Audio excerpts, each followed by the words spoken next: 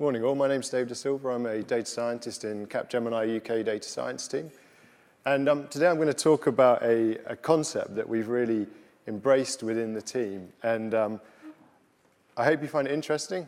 Some of you may already have taken a similar approach. Found it's good, bad, indifferent. I'm going to leave plenty of time at the end for questions and comments. So please have a think about that as I'm talking. Or come and talk to me afterwards. I'm also joined by my colleague sat at the back, Toby Balfrey, who's head of data science. And again, both of us are happy to talk about this and are really interested to get your thoughts and feedback on it. So Capgemini UK, you've probably all heard of Capgemini. It's a huge company, huge global company. I'm going to talk very specifically about the work that we do within the data science team within the UK. That's a team of around about 50 or so data scientists, UK-based. We work very closely with our colleagues overseas, especially in Northern Europe, in North America, and in India. But we're very focused on the UK clients specifically. So our clients tend to be quite large organizations also. We get all shapes and sizes, but actually the general use cases we see are, we've got lots of data. We've been gathering it for many years now. It sits in our nice relational databases. We want to use that data to gain insights or business benefit. Come and help us do that. And literally, those are the sort of questions we get. They're not well-formed analytical problems. They're more a sort of discovery, you might call it, or an experiment. And that poses an interesting challenge for us. Interesting in that we're not mandated to take a certain approach or find a certain answer, but certainly challenging. And it's very hard to design a solution when you have a quite amorphous problem or quite poorly defined problem. So that's really driven us down this approach to say, okay,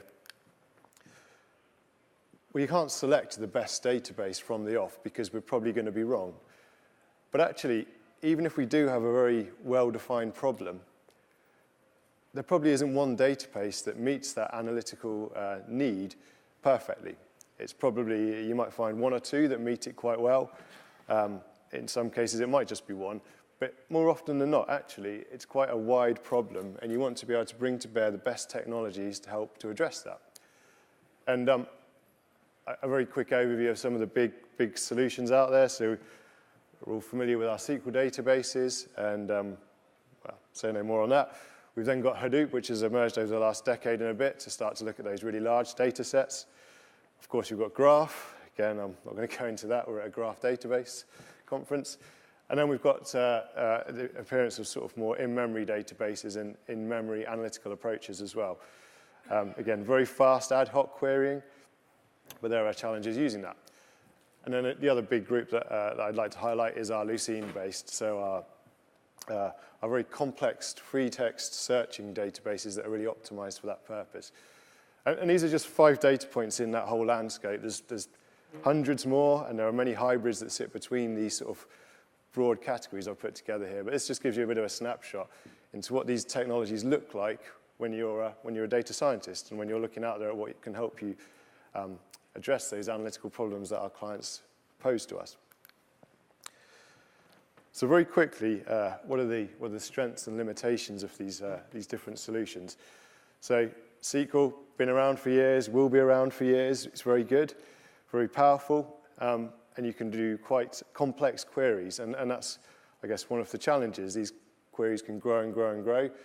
They can get slower, especially, as we know, as you start to do multiple joins across quite large databases. So, when you're trying to do analysis and follow a train of thought through the data, it can really break that up if you're having to write these long queries and wait many minutes or hours for them to execute and for you to get a solution for. We've all been in the situation where we fired a query off at 5 o'clock in the evening, come in the next day and it's crashed overnight or it's not quite what you're looking for. So then you lose another day of productivity. And get an increasingly pissed off client at that point. So then we go on to our free text queries. So we know that SQL databases, you can do things like regexes. You can do some quite nice fuzzy logic around trying to find those features within the unstructured data fields, for example. But again, it can be quite challenging. It can be quite time-consuming to write those queries, get your regexes working perfectly. It can also be very time-consuming for them to run. They're quite expensive queries to run on the database. So again, not perfect.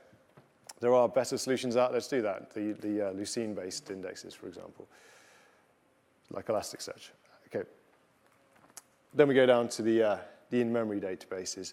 So these are lightning fast, but as the name suggests, you need a lot of memory. So as your data set gets bigger and bigger, if it won't fit in any memory anymore, you've got to be clever about how you select data to put into memory, or you need to just go out and buy more hardware. So there's obviously implications around using that. It's not a silver bullet solution to your database woes. And then finally, you've got a whole range of other NoSQL solutions out there, the Hadoops of this world, and a whole other range of derivatives from that, which are very good if you're finding specific key values, but again, they have their limitations, and often they can be limited to sort of batch-type queries rather than that real-time querying that we all aspire to be able to do. So our solution is very straightforward, and it's slightly pointing out the blindingly obvious, but again, it'd be good to get your thoughts on this. So rather than trying to find that perfect database that does all of the things you require of it, and is cheap, is performant, is reliable, has the community behind it, and all those good things, we quickly came to the conclusion that doesn't really exist for every analytical problem out there. Yes, it does exist for very specific analytical problems or specific use cases, but when you're trying to do quite a range of things with a single client or multiple client, you're setting yourself up to fail to try and find that. And to be honest, you end up with these lengthy discussions with colleagues, with the community and meetups, with the client about this database versus that database, the pros and cons, and you end up falling out, and it doesn't really go anywhere. So we said, well, let's just embrace the sort of ethos of go for as many databases as you need to resolve that problem. And that's what we're saying. So we jump straight to the middle of the slide I've got on the screen here. We're saying, well, actually, if you've got a problem of trying to traverse data in a graph traversal, then get a graph database, do it. Don't try and hack your SQL database to do it or optimize your SQL database to do something it's not really designed to do. Just embrace a technology that is designed to do that.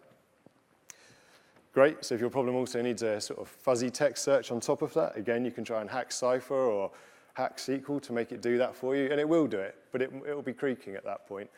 So at that point, bring in a database that really is designed to do that and is optimized for that purpose.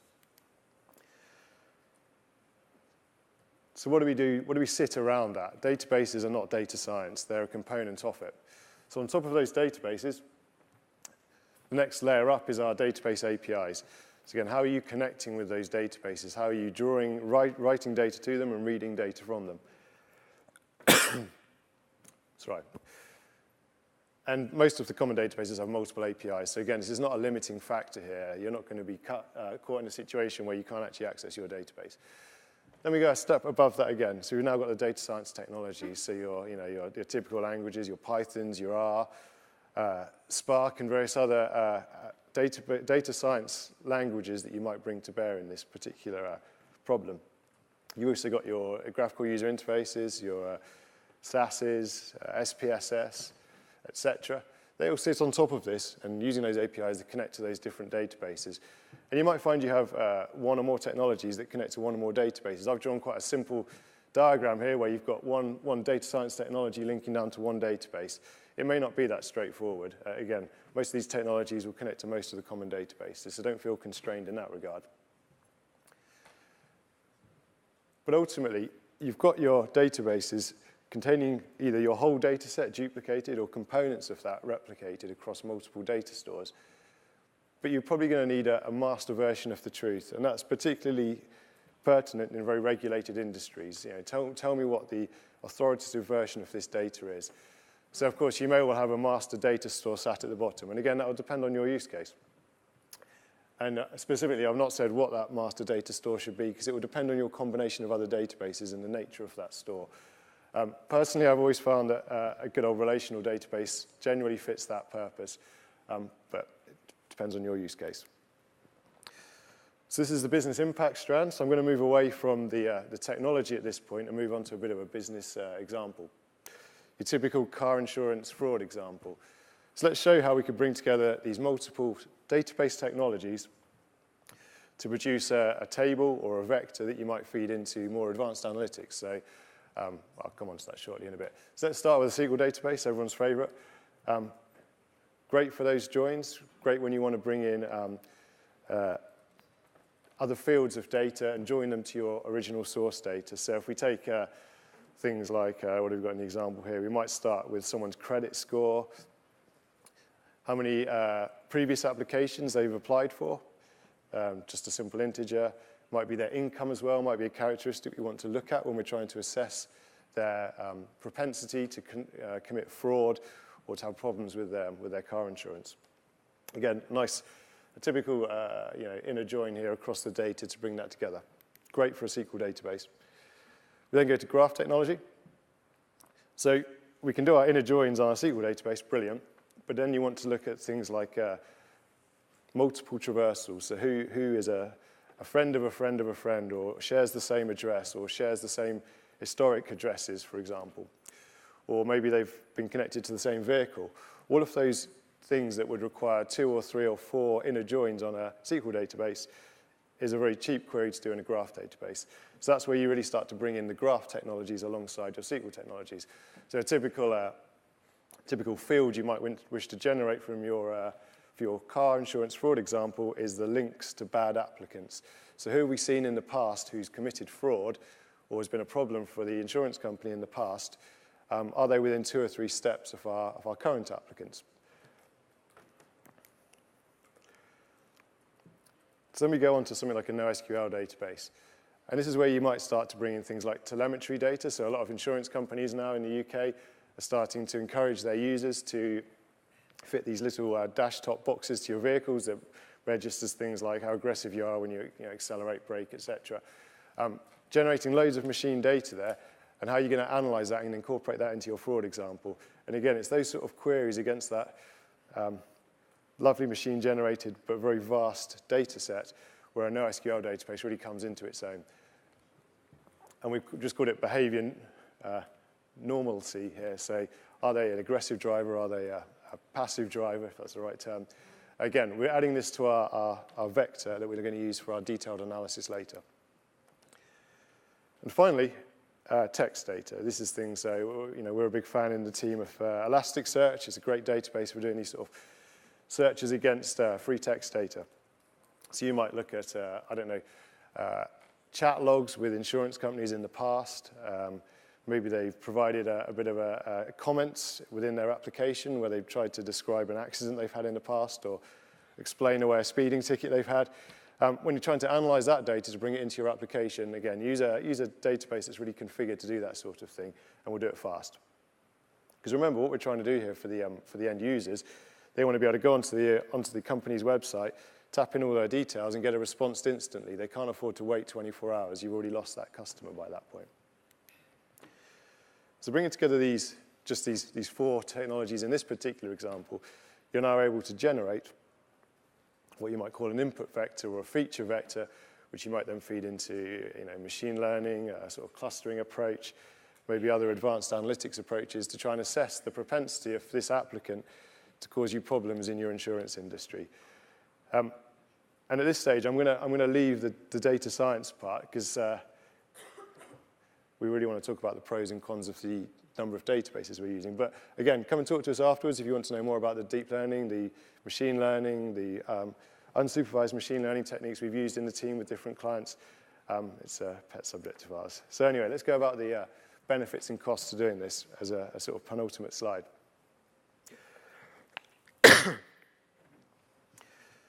So there are pros and cons to this. I'm not standing here claiming that you should immediately embrace having tens or multiple databases, because there is a cost to doing that.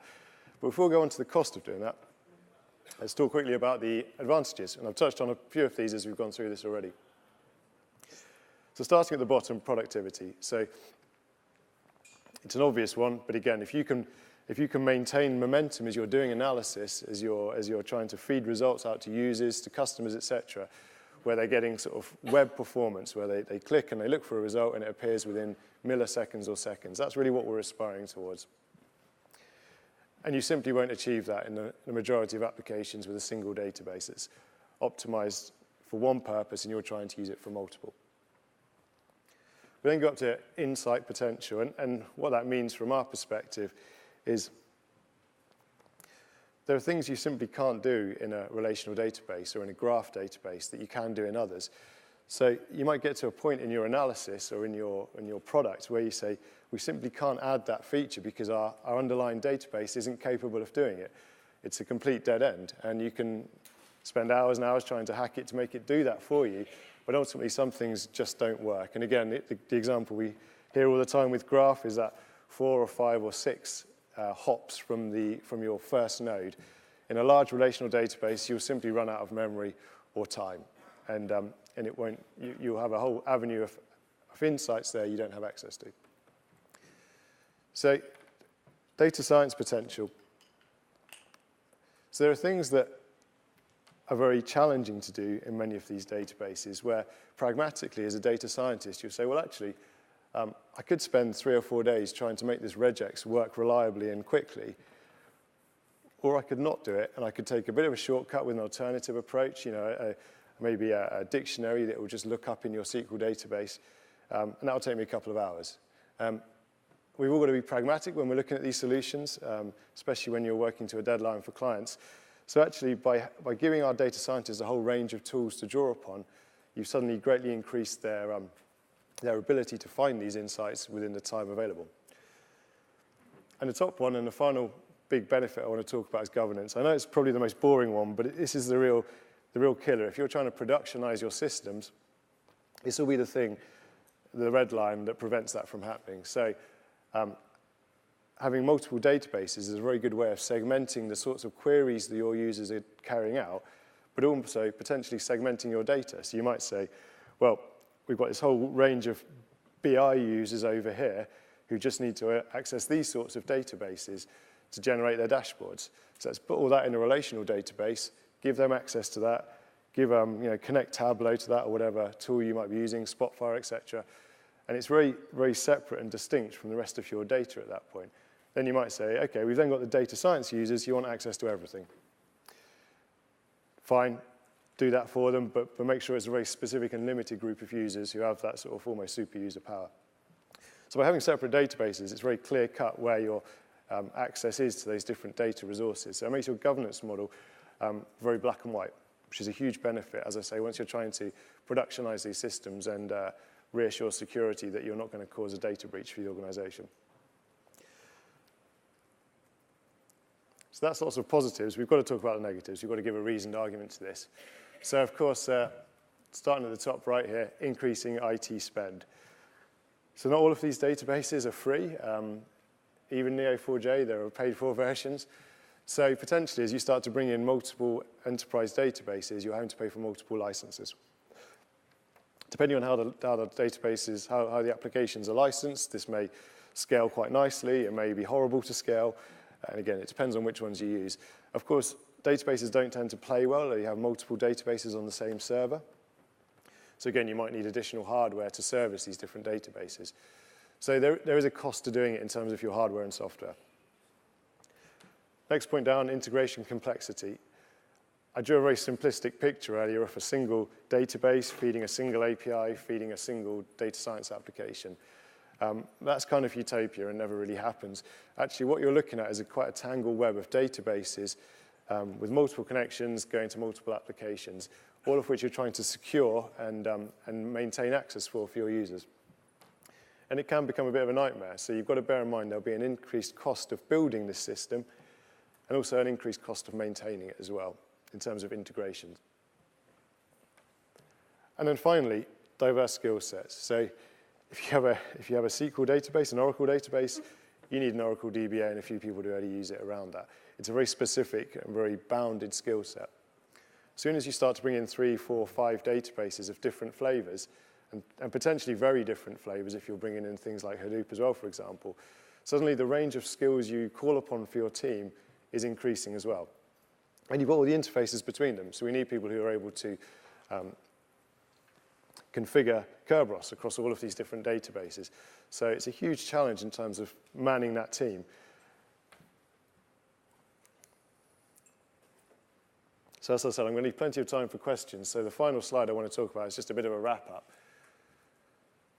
The key point here is we found, again, within the data science team in Capgemini, that these multiple databases, they do give you a greater ability to unlock those business insights. And that's really what you're trying to do here. You're not trying to create a playpen for data scientists. You're trying to create a system that will allow you to get business benefit for your clients. And this will help you to do that. As a bonus, though, you're going to have happier data scientists who do now have a bigger playpen, and you're going to have happier end users who get faster, more performance systems, and they can do their jobs far more easily without having to wait for queries to execute overnight. That said, there is a cost, and we've been through the implications for doing that. And you may find that actually, for your smaller projects, the arguments just don't stack up at that point. If you've only got a team of 2 developers, and you've got a couple of weeks to put together a sort of discovery activity, standing up 5 different database types is probably going to be prohibitively expensive, or it's going to require skill sets that don't exist within your 2 developers within that team. However, when you get to larger engagements, larger projects here, and certainly more towards your live solutions, suddenly that cost-benefit balance starts to shift, and the advantages of multiple databases start to outweigh the costs of implementing that. So that doesn't mean ignore everything I've just said there until you hit the huge projects. I'd recommend working iteratively. Start small. You might say, okay, well, we can use a relational database that meets 90% of our need. Let's start with that. Prove some business benefit. Also prove where our performance bottlenecks are, for example. And the example is if you're doing multiple inner joins and you're finding that's the query that's killing your database, that really then gives you the justification to move on and say, okay, we need to bring in a graph database alongside that to take the weight off the relational database at that point. And you can iterate in this manner, again, always adding a database, testing to see if it meets your performance needs. If it doesn't, find out where the bottlenecks are, bring in a tool that will hopefully alleviate those needs until you hit a point of diminishing returns or run out of time or money. So that's the end of my talk. I hope you found that useful and interesting, and sorry about coughing throughout the talk. But like I say, if you'd like to come and talk to us more about the concepts I've introduced here, more about the team and what we do, or more about how we use this data or these input vectors for our machine learning algorithms, please come and talk to us, and we'll be around all day. So thank you very much for that. Does anyone have any questions or comments on that? Well, I have, whenever I see this model, I'm always conscious about how to make sure that the master data stays in sync with all the different data sources. Yeah, that's a really good question. That's probably your biggest cost of integration, in my opinion. So you've got a couple of choices. You might say, well, actually, do I need all of those smaller databases to be able to read and write back to the master? If the answer is yes, then you've just got to suck it up and do it. But more often than not, you'll find the answer is no. Actually, you can take that master data, you can write out components of it, or all of it indeed, into your more analytical databases, use that to hit your APIs, for example, and then when the master data changes, simply overwrite those front-end databases. So you might have, if we take Neo4j, for example, you might have a relational database in the back end as your master data store, which contains the latest version of your data. You might have a couple of Neo4j instances that you overwrite the first one, allow users to query that, and then in parallel, the second one can be being built, and then you can just swap them over to ensure that your users are never too out of date with the latest data. So there are certainly tricks that you can play in keeping these synchronized that don't just involve technology solutions about trying to make sure they're constantly in sync, because it can become a bit of a nightmare, certainly as your clusters grow as well. Thank you very much. Unfortunately, due to the time, we might have to cut questions short, but I'm sure David and the team will be ready for any other questions that are in the room. So thank you very much.